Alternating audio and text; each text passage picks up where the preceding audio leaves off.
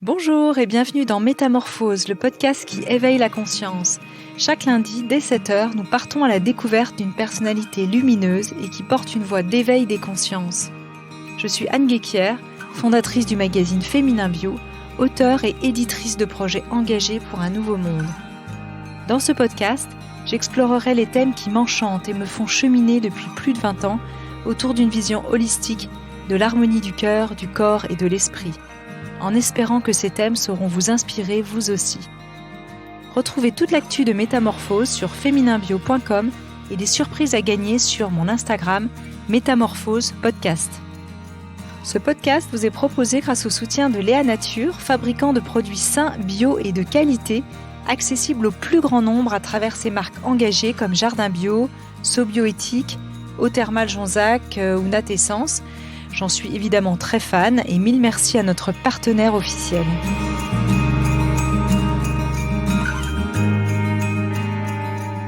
Bonjour et bienvenue dans Métamorphose.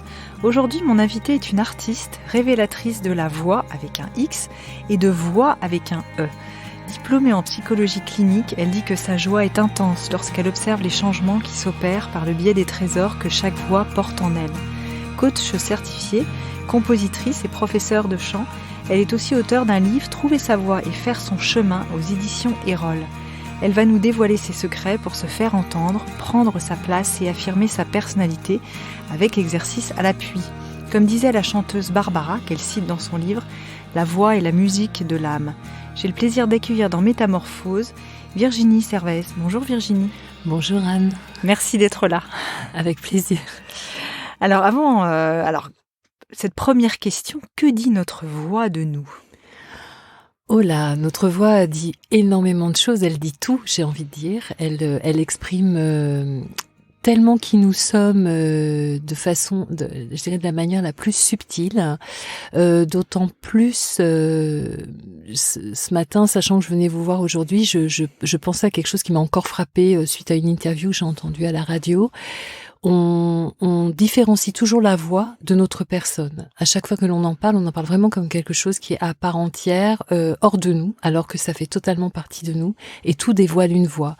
Donc que ce soit effectivement, il n'y a pas uniquement que la sonorité, c'est qui nous sommes physiquement, ce que nous vibrons à l'intérieur de nous, nos émotions, voilà, tout est une voix. Donc que dit une voix de nous ? Elle dit tout. Je suis assez claire. Mais ça dit beaucoup en fait. Vrai, ça dit tout. Ça dit tout et c'est vrai que l'on ne s'en rend pas compte. C'est vrai que à chaque fois que vous allez demander à quelqu'un une définition, qu'est-ce que la voix pour vous ? On va vous en parler déjà de manière physiologique. On va la placer au niveau de la bouche, du cou, éventuellement quand même au niveau des poumons. On va dire voilà, il y a la respiration et c'est tout. Et donc la bouche, voilà. Ça. Or, la voix, ce n'est pas que ça. La voix en soi, déjà, de toute façon, souvent je dis, mais c'est exprès pour déranger les personnes, ça ne veut rien dire en soi, parce qu'il faut pas oublier que la voix, c'est tous nos organes qui y participent, c'est notre squelette qui participe, s'il y a une vibration qui est émise. C'est donc, je l'ai dit tout à l'heure, ce sont nos émotions, ce sont ce que l'on pense, ce que l'on vit dans l'instant présent. Donc ça suit toujours notre timide. Là où nous en sommes en permanence à la seconde. Donc voilà, la voix c'est nous. Alors cette voix qui est nous vraiment à part entière, est-ce que nous naissons égaux en voix et en ondes vocales ? Alors là, ça me fait penser à la phrase de George Orwell, où effectivement, non, nous ne sommes pas tous égaux avec notre voix. Il y a des voix, déjà qui sont prédisposés à être de jolies voix, on va dire, qui vont avoir effectivement d'emblée, parce que leur soufflerie va bien fonctionner, parce que ils sont bien dans leur peau, parce que pour des tas de raisons, leur voix va vraiment être parfaite entre guillemets. Oui. Et puis nous ne sommes pas tous égaux non plus parce que nous n'utilisons pas de la même façon. Il y a vraiment les professionnels de la voix que nous sommes, que vous êtes, Anne, notamment là à l'instant, à chaque interview. interview que vous faites, forcément que vous allez devoir la maîtriser un peu plus que d'autres personnes où ça va être juste dans son quotidien et ça n'a pas d'impact. Donc non, nous ne sommes pas tous égaux. Après, il y a ceux qui vont trouver, alors je vais parler pour différentes personnes et pour différentes raisons, vont trouver que leur voix n'est pas jolie, ils auraient préféré avoir une voix plus ronde alors qu'elle est trop aiguë, ils auraient préféré avoir une voix chaude de radio justement, alors que ils vont toujours la déprécier en plus. Donc ce qui fait qu'aussi, je dirais qu'à partir du moment où on déprécie sa voix, on pense qu'on n'est pas égal de l'autre. Ah oui. Alors quels sont justement les blocages et les peurs qui sont liées à la voix? Il y en a énormément, là vous en parlez dans votre livre. Oui, elles sont tellement nombreuses. Alors beaucoup de gens, par exemple, un exemple, quand les gens arrivent à ce micro, beaucoup de gens, quand je leur demande s'ils veulent mettre le casque, ils disent non, j'ai du mal avec ma voix. Alors ça, bravo Anne, c'est une des premières raisons. Ça, c'est, je dirais, à 100%. Et d'ailleurs, moi-même, j'ai fait partie de ces personnes-là à ne pas aimer ma voix. Quand elle était retransmise, ne serait-ce que sur messagerie vocale ou autre, je n'aimais pas ma voix par rapport à ce que je pensais entendre moi d'elle à l'intérieur de moi. Oui. Il faut savoir aussi alors vous citiez le micro et le casque, déjà ce sont deux objets qui sont effectivement qui peuvent être impressionnants d'emblée. Donc déjà le micro, voilà, on peut en avoir peur. Moi je vous dis ça parce que j'ai des gens qui me le disent. Moi j'ai peur du micro. Et le casque. Alors là, d'en plus entendre sa voix amplifiée. Effectivement peuvent provoquer des peurs vraiment importantes, mais pas que. Donc là, celle-ci, c'est la première. Effectivement, je n'aime pas ma voix. Donc ça, je n'aime pas ma voix. Après, ce que je vous disais tout à l'heure, alors chez les femmes, souvent elles trouvent qu'elles ont leur voix qui part trop dans les aigus, ou que leur voix ne porte pas assez, ou dans leur voix, elles ne sont pas assez crédibles auprès d'un public. Ou même dans leur cadre familial, tout simplement. Il y a toujours un fantasme avec la voix. Donc chez les hommes, pareil, moi les hommes que j'accompagne ont envie fantasment la voix d'un comédien. Encore une fois, comme je disais tout à l'heure, d'un animateur de radio. Ouais, les voix de crooner. Voilà, les voix de crooner. Voilà. Comment je peux avoir un peu plus de grave dans ma voix. Ça. Voilà. Ou en tout cas, comment eux, ils vont toujours en parler en termes de puissance aussi de leur voix et leur peur. Chez les hommes, leur peur, c'est de ne pas être entendu. J'ai envie de dire que c'est la même chose chez les femmes, mais pas de la même façon. Donc chez les hommes, c'est la peur de ne pas être entendu, et je me permettrai cette petite analyse masquée sous voilà, je veux montrer ma puissance. Reconnu en tant que mâle, quoi. Voilà, en tant que mâle. Exactement. Mâle dominant, voilà. Exactement. C'est ça. Dans l'archétype, bien sûr. Totalement. Et chez les femmes, au contraire, c'est en même temps comment, en gardant toute ma féminité, je peux être crédible, me faire entendre aussi, prendre ma place. Voilà. Et là, il y a l'archétype de l'hystérie. Totalement. Derrière. Qui reste. Et en plus, ce qui est très vrai, c'est que une voix sous pression, chez les femmes, va monter dans les aigus. Là, c'est vraiment presque, j'ai envie de dire, c'est commun à toutes. Ça peut être commun à toutes, même une sous pression, quelqu'un qui va être en colère. Souvent, donc ça monte dans les aigus.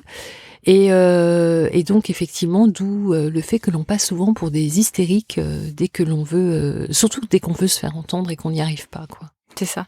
Alors, en quoi notre voix impacte-t-elle l'autre et ses perceptions émotionnelles? Comment il reçoit finalement notre voix? Alors, comme je l'ai un petit peu annoncé tout à l'heure, une voix est une vibration. Donc tout est lié à des ondes sonores. Donc alors je réfléchis en même temps pour être vraiment le plus clair possible et le plus juste possible pour les auditeurs. Mais en fait, ce qui est vrai, c'est qu'au départ, ce que l'on perçoit dans la voix, c'est avant même de comprendre même des sens du mot ou autre, c'est vraiment ce qui va venir nous toucher. C'est cette vibration là, c'est dans l'intention avec laquelle on va donner quelque chose, etc. Et puis comment on impacte l'autre. C'est vrai qu'une voix, c'est un sacré pouvoir. Donc lié à cette vibration, à cette sonorité, à cette intention dans laquelle on va le donner, on va impacter l'autre. l'emmener avec nous dans notre univers. Ça va démarrer aussi, j'ai envie de dire, par votre propre respiration au départ. Ouais. Et là, j'ai envie de prendre en cas que je cite, de mémoire, c'est lorsque vous êtes face à un public, et ça vous est certainement arrivé, vous avez donc la personne qui va être présente et l'orateur ou l'oratrice qui va être présent, donc qui arrive sur scène, et à la première inspiration qu'ils prennent, tout le public va prendre cette première inspiration. Donc déjà l'impact, et il a lieu déjà là, j'ai envie de dire. Ouais. Pour un artiste, Ouais. un chanteur, vous allez à un concert, c'est la même chose. On prend cette respiration en même temps que l'artiste ou l'orateur sur scène. Or, souvent, ce qui est étrange, c'est que l'orateur ou l'artiste sur scène, eux, ont vraiment la peur Oui. et oublient que, effectivement, cette première inspiration, c'est eux qui vont la donner à leur public. Donc, je dirais que l'impact, il commence déjà là. Ouais, c'est fort. Hein. Ouais. Alors, vous avez un métier de coach vocal. Alors, évidemment, tout le monde voit ce que c'est qu'un coach vocal dans la musique. On pense à The Voice avec tous ces coachs. Mais quel est ce métier que vous pratiquez, pas forcément que pour des musiciens, justement? Quels sont les résultats et en quoi cela peut-il nous réparer quelque part?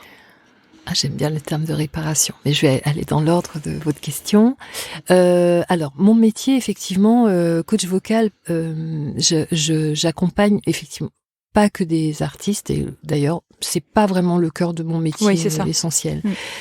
Ce sont plutôt donc des cadres dirigeants où on va me demander d'apporter de la valeur ajoutée à leur prise de parole en public. Alors je dis on va me demander parce que souvent dans ce cadre-là d'entreprise, ce n'est pas lié qu'à leur demande propre, c'est aussi une demande qui peut émaner de leur supérieur, qui peut émaner également des DRH tout simplement. Donc c'est pas, il y a toujours des tripartites, etc. Donc ça c'est je dirais que c'est le générique des demandes, mais aussi il y a les étudiants, des jeunes bacheliers, bac de français, préparation à l'oral.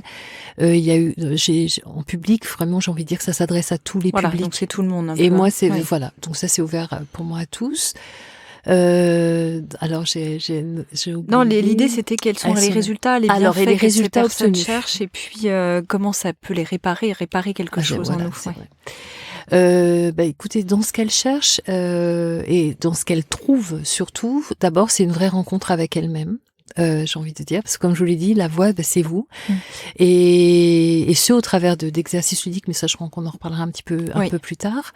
Et donc, ça, c'est vraiment le premier constat. Pour quelles qu'elles soient, ces personnes, que ce soit donc du haut cadre dirigeant à l'étudiant ou à la mère de famille à la maison, quand elles travaillent, le travail apparemment que je leur apporte, et celui-ci, c'est ce premier regard sur soi et cette première écoute de soi.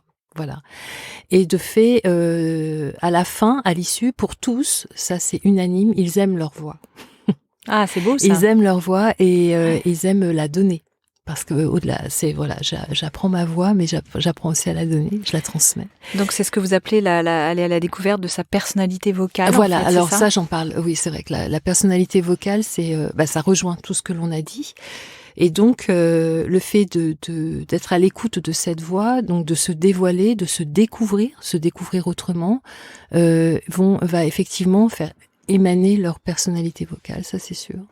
Et là, vous parliez de réparation.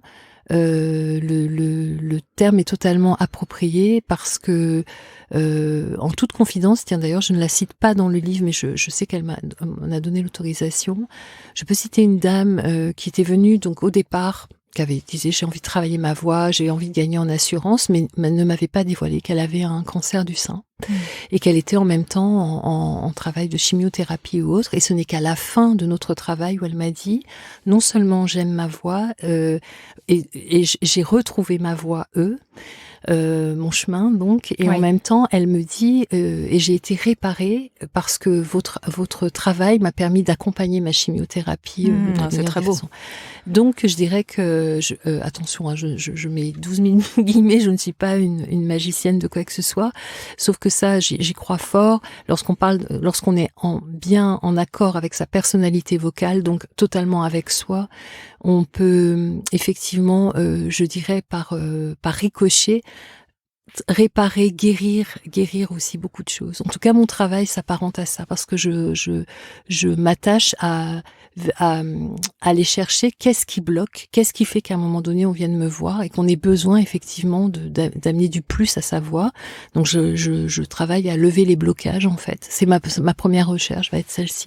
Oui, et je rappelle que vous êtes aussi effectivement psychologue. Vous travaillez beaucoup avec la psychophonie qui a été inventée dans les années 60 par Marie-Louise Hochet. Alors qu'est-ce que c'est ? Alors Marie-Louise Hochet, grande dame que malheureusement je n'ai pas connue. La psychologie. Alors Marie-Louise Hochet, elle s'est beaucoup attachée à ce qu'on appelle l'homme sonore, justement, l'homme et sa résonance sonore, etc. Et à faire surtout un lien entre tout ce que l'on a exprimé tout à l'heure, c'est-à-dire le corps, le cœur.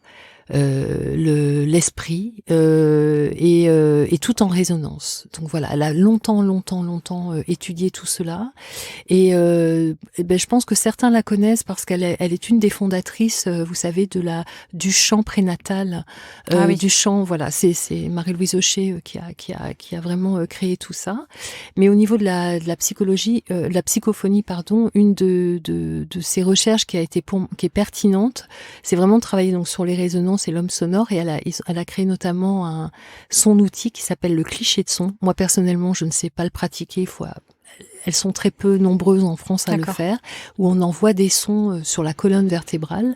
Vous êtes situé à 1 mètre de moi, par exemple, j'envoie des sons sur votre colonne, et en fonction là où je les envoie et la résonance que cela me renvoie, je peux dire qu'il y a un organe qui est malade ou quelque chose. Voilà. Donc elle a longtemps travaillé en parallèle avec des radiologues, notamment, et ils arrivent sur la résonance, sur la résonance. Ouais. Oui, ce que j'envoie en son, etc. L'homme sonore, en fait, il l'appelle. Ouais, c'est impressionnant. Et donc, elle a lié, effectivement, je dirais que c'est... avec mes mots à moi, je résumerais Marie-Louise Hochet en disant qu'elle prenait tout dans la globalité, en fait, de l'être humain pour travailler aussi sur sa voix. Alors justement, vous aussi, vous avez une approche très psychocorporelle, puisque vous êtes aussi chanteuse, professeure de chant. Et comment vous travaillez en fait avec le corps dans vos ateliers ? Quel type d'exercice vous faites faire ? Alors, ça se déroule en 3 étapes. La toute première étape va être axée à justement à ce que les personnes soient décontractées, vident leur tête de ce avec quoi elles étaient arrivées avant. Donc pour ça, les premiers exercices que je pratique, que je propose, sont les exercices de respiration, de détente. On va s'étirer, on va détendre la nuque, il faut y aller pour moi parce qu'il faut y aller vraiment progressivement. Donc je dirais que la première partie est même muette. On ne fait pas de son. Mais par contre, on travaille beaucoup. Donc je vous ai dit étirement du corps, de la colonne, de la tête. Ensuite, on en arrive à découvrir aussi détendre tout ce qui va permettre de faire notre voix, le larynx. Quelques exercices basés donc sur le larynx, c'est toujours à la fois, j'ai envie de dire, de l'assouplissement et toujours pour détendre le diaphragme, la mâchoire, qui est un siège de tension monstrueux, la mâchoire. Oui, quand on travaille pas assez. Ah non, du tout. Et puis, une fois tous ces petits exercices de fait, donc des exercices de respiration bien sûr, de travail de posture aussi et d'équilibre, voilà. Donc tout ça va prendre globalement, je dirais, une petite demi-heure. On enchaîne sur les vocalises. Donc j'adore faire les vocalises avec les personnes qui souvent tout de suite me disent je ne sais pas chanter. Moi je suis pas venue pour faire du chant. Donc imaginez des 4 dirigeants par exemple. Et je leur dis juste, et ce qui est vrai, c'est le but il n'est pas celui-ci, mais que au travers justement de ce que on va travailler avec une vocalise, ça me permet de valider quelle est leur étendue de voix, d'entendre aussi dans les graves ou les aigus où est-ce que ça bloque. Enfin il y a tellement de choses, j'ai envie de dire, qui sont très subtiles et presque sur lesquelles je ne peux même pas moi-même y mettre des mots, mais que je ressens très fort, qui font que ça va me permettre aussi de faire mon fameux diaphragme diagnostic vocal. Oui. Et puis justement, une personne pour laquelle il va manquer des graves ou autres, ces exercices-là de vocalise vont permettre de l'aborder d'une façon plus ludique. On est très vite éloigné de leur sujet. J'ai telle présentation, etc. Mais et du coup, de façon ludique, et on va amener du grave petit à petit dans le corps. Donc ça, c'est la deuxième partie. Et la troisième, on termine soit... alors, si je les sens plus aguerris, je vais leur proposer une petite chanson quand même. Oui. Ça, c'est le côté ludique. Et puis après, on va travailler vraiment sur leur sujet sur lequel ils étaient venus, qu'ils souhaitent présenter, en fait. Alors justement, quand vous les faites chanter comme ça, faire des vocalises, est-ce que c'est quelque chose qu'on peut faire chez soi, comme ça à la maison, s'exercer pour déjà prendre confiance et s'entraîner ? Tout à fait. C'est pour cette raison d'ailleurs que j'ai souhaité qu'ils apparaissent dans le livre, parce qu'on peut tout à fait, juste à l'écoute. Alors moi, je propose quelques exercices, mais oui. On peut aller en piocher ailleurs aussi. Juste écouter. Alors, c'est toujours ce que je préconise, mais écouter et reproduire, on peut déjà le faire tout seul. Alors, vous pouvez m'en faire un petit exercice? Je suis pas sûre de reproduire, mais en tout cas, que les personnes qui vous écoutent puissent le réécouter, reproduire une petite vocalise ou quelque chose d'un peu simple, comme ça, sur lequel on puisse s'entraîner chez soi. Je vais en faire une, justement, comme ça, qui est pas dans le livre, comme ça sera la spéciale. C'est un bonus. Féminin. Ouais, féminin bio, métamorphose. Que j'adore. Alors, vous allez voir, elle est très différente des vocalises classiques. Donc c'est la mi yue o o a a a a. Donc Anne, si vous répétez après moi, ça ferait ceci. La mi yue. On essaye ensemble. La mi yue. Super. Et la suite ferait o.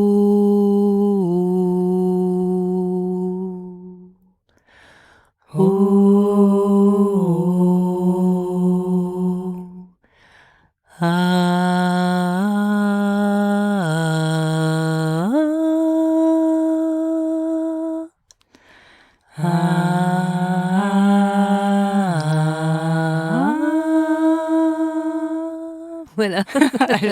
J'étais fausse au début de la note. C'est pas grave. C'est ma fille qui va être contente. Je vais lui faire une petite private joke parce qu'elle passe son temps à écouter un truc avec moi qui est « Attention, je prends la note. » Parce qu'elle est très chanteuse et alors elle a un chat, vous savez, qui parle tout seul avec super. Des espèces de voix un peu métalliques là. Non, très bien, très joli. Ce qui est important en fait pour moi, c'est vraiment que tout au long de cette séance, chaque séance, c'est que vraiment les personnes prennent du plaisir aussi, parce que moi la notion de plaisir est vraiment essentielle. Oui, la joie, c'est le plaisir. De la joie, oui. Ouais. De fait, du coup, on peut éclater de rire, justement. Ah, mais j'ai pas pris la bonne note, mais c'est pas grave. Moi, je suis pas là pour dispenser des notes. C'est vraiment comment je l'entends, comment je la reproduis, et justement de voir après. Je vais travailler sur la justesse. Oui, c'est ça. Alors, vous parlez de l'importance de la respiration et de l'écoute. Avec cette citation, la respiration est le berceau du rythme, comme se plaisait à dire Rilke. Oui, parce que alors ça, je trouve ça juste sublime. Sublime, hein. Pour moi, le rythme, c'est notre cadence en permanence. Quand on marche, on est dans un rythme. Quand on parle, on est dans un rythme. Le rythme a une très grande importance chez moi. Et également, donc effectivement, avec les silences, avec la respiration, c'est un tout. Et c'est là, rien que ça, j'ai envie de dire, peut-être de façon imagée, chacun peut se représenter déjà une personne, on peut se représenter soi. Dès qu'on est en mouvement, on est en respiration, on est donc en rythme, on marche, etc. Moi, c'est toujours les images que j'ai de suite qui passent. Et tout ça, par contre, participe effectivement à votre voix. La voix, c'est... si on ne respire pas, alors déjà, on respire bien sûr en soi naturellement, mais prendre conscience de sa respiration est vraiment essentiel. Oui. Et ce n'est pas que les poumons. Les gens oublient souvent que le diaphragme, qui a cette fonction de pompe à air, c'est lui qui gère l'air que l'on a dans les poumons, vraiment est nécessaire, et sans lui on ne pourrait pas du coup passer l'air tranquillement sur les cordes vocales qui prennent leur fondement à la base du larynx. Donc voilà, donc la respiration, en prendre conscience et comment ça fonctionne, c'est très important. Le rythme, c'est déjà écouter même son propre rythme, j'ai envie de dire, le rythme cardiaque, le rythme, voilà, c'est un tout. C'est pas d'abord uniquement, par exemple, dès que je parle de rythme, les gens vont me dire, ah, mais c'est chanter en rythme. Oui, bien sûr, mais d'abord, c'est écoutons le vôtre. Il serait quoi? Pour ça que je pratique beaucoup le a cappella, d'ailleurs, avec les personnes, pour prendre leur rythme, en fait. Et voilà, donc ce tout-là, effectivement, est important. Et je trouve que c'est bien résumé, là. Oui, c'est bien résumé avec cette citation. Oui. Tout est une question d'intention et d'affirmation dans la vie. Alors justement, comment est-ce qu'on peut affirmer sa liberté vocale? Alors, l'intention, je vais d'abord prendre celle-ci, c'est c'est essentiel. Je dis toujours à toutes les personnes que j'accompagne qui vont me dire, voilà, j'ai telle présentation à faire, quelle qu'elle soit. C'est même une simple rencontre ou pour un entretien ou autre. Et systématiquement, je leur dis, ce qui est pour moi essentiel, c'est avec quelle intention vous y allez. C'est quoi l'objectif en fait? Alors au-delà du fait, je veux décrocher un job, je veux être vue, je veux qu'on retienne ce que j'exprime, ok. Je dis mais votre véritable intention à vous vis-à-vis de vous-même, elle est laquelle? Donc celle-ci, elle est pour moi, ça c'est c'est la primeur. Et puis, j'ai perdu mon fil, désolée. Non, on parlait effectivement de l'intention pour pouvoir s'affirmer, en fait, voilà, affirmer sa liberté vocale. Et en fait, déjà, pour moi, plus on est dans son intention et qu'on est en accord avec ça, quel que soit l'impact que cela aura derrière, et que l'on va s'autoriser du coup à s'exprimer tel que l'on est. Enfin voilà, ça résume ça pour moi. De manière authentique, quoi. Ah, totalement. Là, c'est vraiment authentique. Tout à l'heure, avant d'entrer en studio, on parlait de la profondeur. Moi, c'est vraiment ce que je capte dans les voix. Peu m'importe effectivement que la personne soit hyper technique ou pas, c'est pas ça qui compte. C'est surtout je dirais plus vulgairement, quand on parle avec ses tripes, quand on y va avec soi, et donc qu'on ne triche pas. Donc quand son intention est ok et qu'on est bien avec soi-même, forcément que plus on va aller, plus on va s'autoriser la liberté vocale, la liberté d'être soi. C'est très beau à entendre ça, oui. Ah, merci, très joli. Justement, tout à l'heure, en vous entendant parler de la respiration, puis après j'ai oublié cette question, je me disais, mais quand on est en stress, et par exemple qu'on est sur le point d'entrer sur une scène, tout le monde vous dit, il faut respirer, sauf que quand on est en stress et qu'on est dans son hypersensibilité, on n'arrive plus à respirer. Et donc forcément, ça impacte la voix. Comment sortir de ce cercle vicieux, je dirais ? Il est alors en plus j'ai envie de dire, quand vous m'avez parlé on monte sur scène, il n'y a pas que quand on monte sur scène, il y a aussi ce fameux tour de table des fois que l'on vit en réunion qui est affreux, où on va très bien tant que c'est pas à nous, et puis il y a 2-3 personnes qu'on sent que ça se rapproche de nous, on a le cœur qui s'accélère, on a beau se dire mais non, mais je prends ma respiration, au contraire là on est en totale apnée. Et je crois que alors il y a une petite astuce déjà moi que j'aime bien donner comme petit exercice que je conseille à tout le monde, c'est de toujours lâcher très légèrement la mâchoire, déjà juste de vérifier ça. Oui. Ça permet, je dirais, de pas être en autocircuit, là, en autocircuit fermé. Et puis après, j'ai envie de dire, là, encore une fois, soyez vous-même. C'est peut-être même ce moment de prendre la respiration, c'est peut-être juste au moment où on va vous dire c'est à vous. Alors soit vous allez faire complètement l'inverse de ce qu'il faudrait faire, c'est-à-dire au lieu d'inspirer, vous allez même souffler ou être un peu mais osez prendre une seconde avec vous-même, parce que le truc aussi qui fait qu'on ne soit jamais satisfait de soi à nos démarrages, c'est qu'on se précipite. C'est à nous, on se précipite. Oui. Et que ce soit sur scène ou autour d'une table. Ou lors d'un entretien, systématiquement, dès qu'il y a le stress, en fait. Voilà, donc je dirais, mais ça c'est vrai que ça vient progressivement, c'est pas naturel, mais c'est autorisez-vous à prendre justement cette seconde de ok, c'est à moi, je respire ou j'inspire, ou laisser faire les choses naturellement. Par contre, effectivement, d'avoir légèrement la bouche entrouverte permet d'emblée on va gagner, enfin, on va laisser passer de l'air et on peut naturellement bien démarrer, quoi, en fait. Oui. Quelles sont les voix non travaillées, je dirais, qui vous fascinent ? Ah, moi, il y en a plein. Alors moi, je suis amoureuse de toutes les voix parce que au travers donc je suis une curieuse de la vie et curieuse des gens et de leur histoire. Et comme pour moi, chaque voix est une histoire, chaque voix me touche. Et forcément qu'il y a des voix qui m'ont. Par exemple, moi, j'étais fan de. C'était Claude Villers sur France Inter, Carnet de voyage, tout ça. J'étais vraiment fan, et qui n'étaient pas forcément des voix justement. Hyper travaillé. Moi, j'aime ce que vous avez cité tout à l'heure, Anne, j'aime l'authenticité. Donc, c'est comme chaque personne que je rencontre est une voix, ou chaque voix que je rencontre est une personne. Ils sont un tout. Ils sont un tout. Et du coup, toutes les voix me fascinent, en fait. Alors, c'est vrai que, quand même, j'avoue, il y a quelques voix où des fois, ça peut... je suis comme tout le monde. Il y a des voix qui vont être d'emblée quand même sympathiques et d'autres moins. C'est plus là-dessus que ça joue. Moi, ça va pas être sur les... J'ai accompagné des femmes dirigeantes où on me disait elles ont des voix trop aiguës, effectivement agaçantes. Ouais. Effectivement, ça aurait pu me... Mais par contre, des telles personnalités que je disais, voilà, c'est là où il faut faire le lien entre les deux. Ouais, je dis souvent ça, une voix et un corps en accord. Ouais, c'est ça.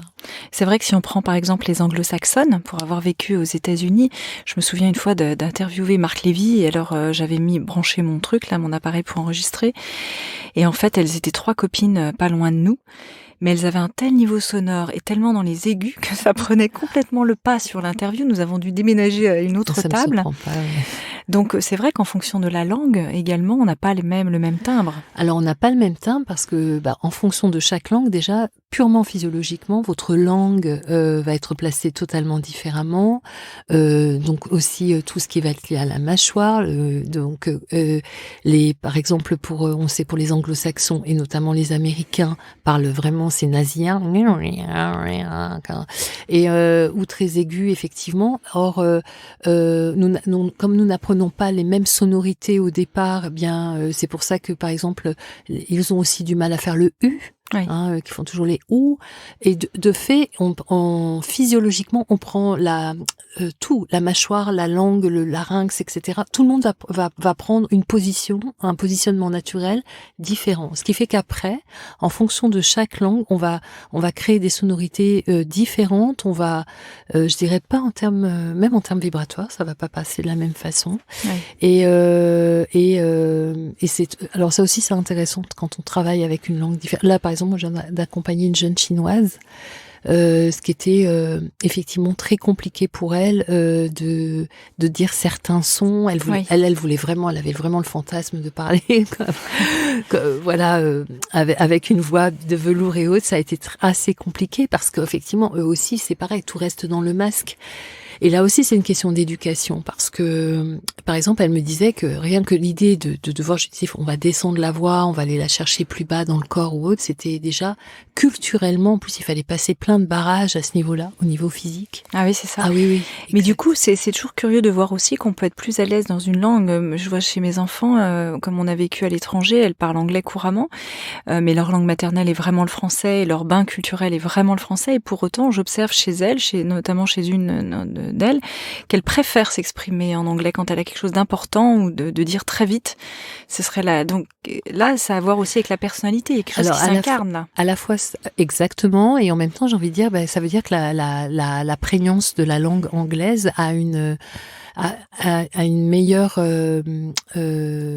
peut-être intention pour vos filles, et qui font que je fais exprès de personnaliser la langue comme ça, du fait qu'elle préfère, enfin c'est même pas qu'elle préfère, si spontanément elle s'exprime en anglais lorsqu'elles ont des choses importantes à dire, c'est que cette langue pour elle va avoir une résonance beaucoup plus forte et impactante, même de façon inconsciente, dans ce qu'elles veulent exprimer effectivement à l'autre, et alors que pour elles, peut-être qu'en résonance en français, ça n'a pas le même sens. C'est ça, et ça c'est vraiment une question d'impact de l'intonation aussi de la langue. Totalement. Ouais. Et en fait, ça veut dire que c'est super de les laisser faire naturellement comme ça, parce que si en plus même elles se sentent bien quand elles le disent en anglais, ça veut dire qu'elles sont bien dans leur voix, elles sont bien dans leurs chaussures aussi. Oui. Non, mais ça, je pense. J'espère pour elle. Alors justement, avec toujours ces filles, ce ne sont pas mes souris de laboratoire, hein, je m'en défends. Nous avons eu l'occasion de pratiquer la méthode de l'ex-ORL Alfred Tomatis, qui a donné le jour à une méthode de rééducation de l'ouïe et de la voix et qui a passé sa vie en fait à étudier ces processus qui lient l'écoute au langage. On sait que des artistes comme Gérard Depardieu, Juliette Binoche en fait sont fans de la méthode Tomatis. Qu'est-ce que vous en pensez? Alors, qui peut être controversée en réalité. c'est une colle. Alors, je vais pas controverser la méthode Tomatis, et puis en plus je la connais pas suffisamment pour pouvoir me positionner à ce niveau-là. C'est vrai que j'ai un parti pris qui est quand même où je mets une certaine réserve. Alors, je dis ça pour moi avoir récupéré des personnes qui ont pratiqué la méthode Tomatis et pour lesquelles ça n'a pas été super.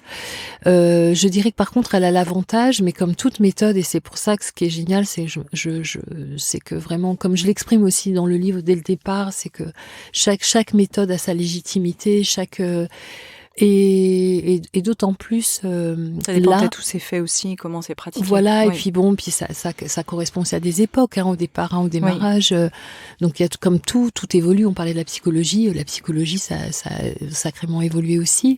Mais là, je dirais que ça a au moins le mérite qu'on s'intéresse à la voix et à une façon de pratiquer et qu'il ait cherché effectivement des manières de faire.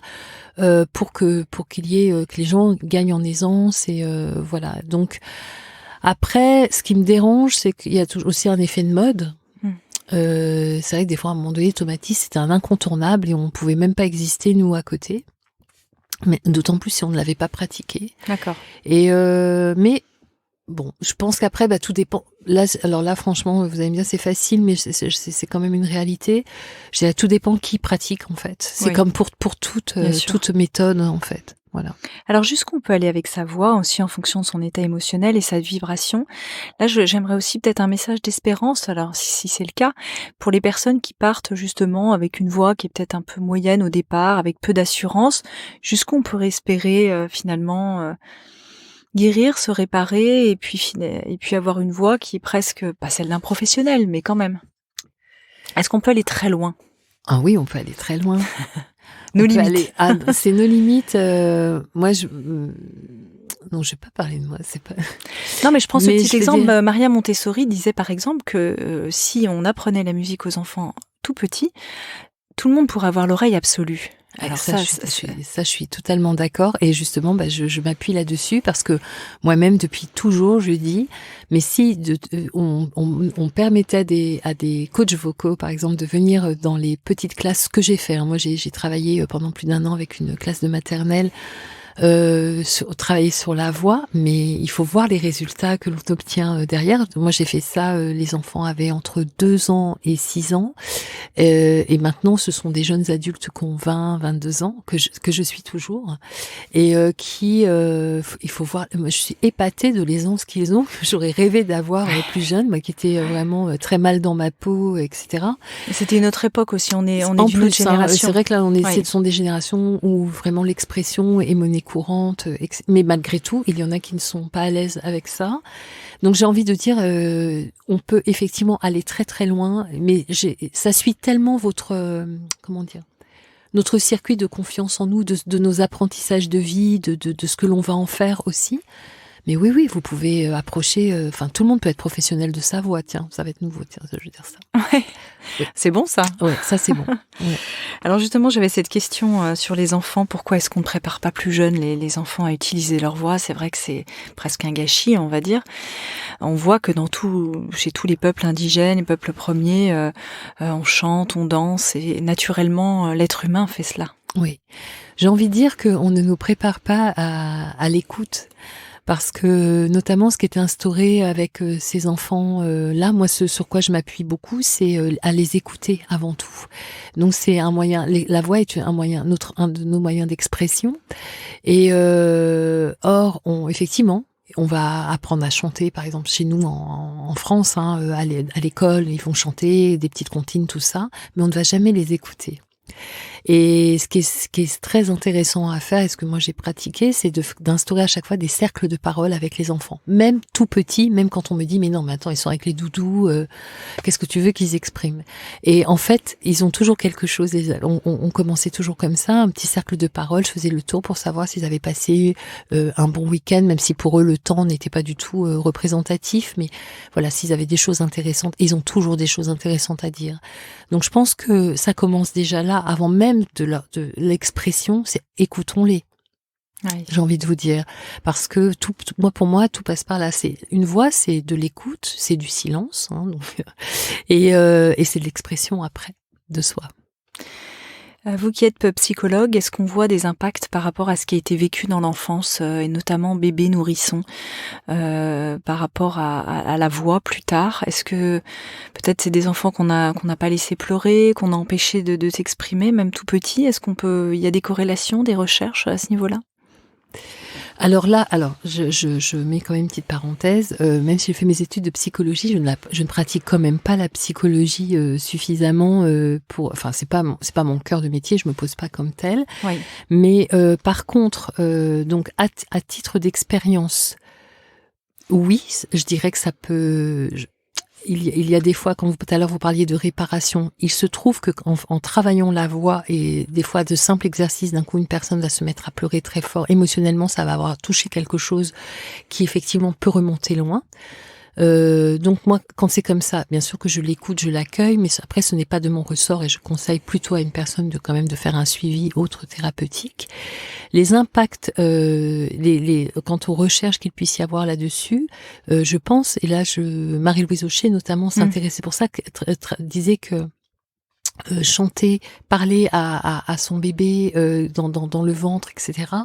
Avait vraiment le son allait produire vraiment quelque chose de très fort aussi pour l'enfant et le conditionner à quelque chose. Par contre, au niveau de son bien-être, je pense, là par contre, je ne connais pas de connaissances suffisamment des études qui doivent se faire parce qu'elles doivent se faire là-dessus.